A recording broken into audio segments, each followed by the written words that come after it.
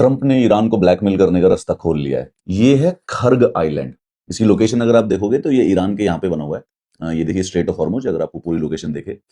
4 दिन पहले टेलीग्राफ में एक आर्टिकल आया था which said that the tiny island that could let Trump beat Iran without sending a single soldier. मतलब कि जो ये छोटा सा आइलैंड है, ये ट्रंप को ईरान को हराने में मदद कर सकता है बिना एक सोल्जर भेजे हुए भी। ये भाई ईरान का क्राउन ज्वेल है। क्राउन ज्वेल का मतलब यहां से निकलता है तेल। इंपॉर्टेंट जगह है, मतलब इतना इंपॉर्टेंट जगह है कि ईरान की जो 40% जो गवर्नमेंट का बजट है वो इस खर्ग आइलैंड से आता है।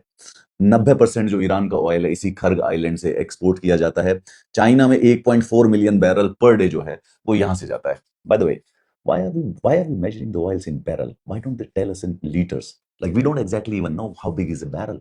How are we supposed to be in awe कि it's 1.4 million barrels, right?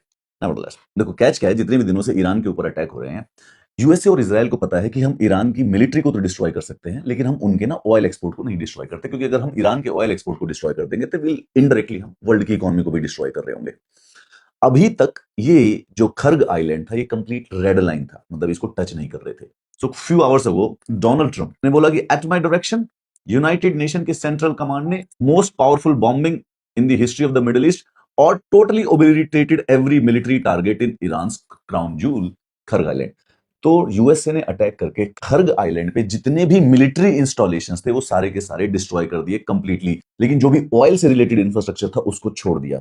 एक प्रकार से खर्ग आइलैंड को रैंसम पे यूज करने के लिए। क्यों? क्योंकि अब ईरान की मिलिट्री उसको प्रोटेक्ट नहीं कर सकती है बिल्कुल भी। Military shield, anti ship missiles, naval mine infrastructure, जो भी फास्ट अटैक क्राफ्ट, जो भी सब कुछ था मिलिट्री से रिलेटेड सब डिस्ट्रॉय कर दिया गया है। ऑयल टर्मिनल्स, लोडिंग जेटीज और स्टोरेज टैंक्स, ये सारी की सारी चीजें छोड़ दी गई हैं, kind of as a hostage, as a threat, ransom मांगने के लिए कि तुम स्ट्रेट ऑफ हॉर्मुज नहीं छोड़ोगे तो मैं खर्ग को उड़ा दूंगा, क्योंकि अब ईरान की जो मिलिट्री है वो खर्ग को प्रोटेक्ट नहीं कर सकती। एंड खर्ग वर्ल्ड इकोनॉमी के लिए तो जरूरी है ही है, लेकिन खर्ग के बिना ईरान भी कुछ नहीं कर सकता है। जान के ऑयल इंफ्रास्ट्रक्चर को खाली छोड़ दिया लेवरेज लेने के लिए। तो नाउ द सिचुएशन इज, अगर ईरान स्टेट ऑफ हॉर्मुज को रोकने की कोशिश करता है, उसको ब्लॉक करने की कोशिश करता है, तो प्रेसिडेंट डोनाल्ड ट्रंप बेसिकली सीधा स्ट्रेट फॉरवर्ड खर्ग के अंदर जो सामान भरने, तेल भरने वाली जो शिप्स हैं उनको डिस्ट्रॉय कर देगा।